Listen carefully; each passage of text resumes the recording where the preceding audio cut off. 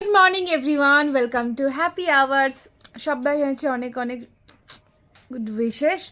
সকাল মা এখানে আমাকে সিয়াসির জল আর চা একসাথে দিয়েছে, আমি এবার একসাথে দুটো খাবো। ও মা এসো।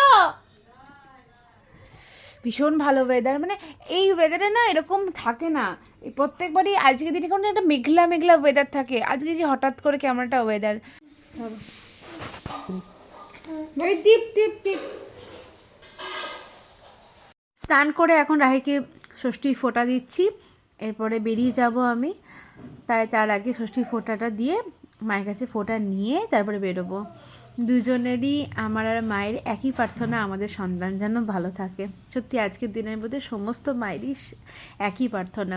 আমি যেহেতু মাকে প্রণাম করলাম, আমাকে দেখে রাহি মা আর আমাকে দুজনকেই প্রণাম করলো।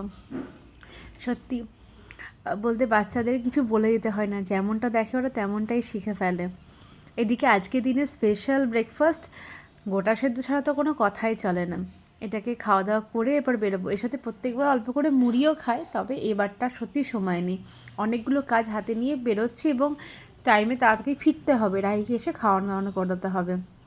রাহি থাকলো দিদুনের কাছে আর আমি চললাম কাজে। বাই এভরিওয়ান, দেখা হচ্ছে নেক্সট শর্টসে।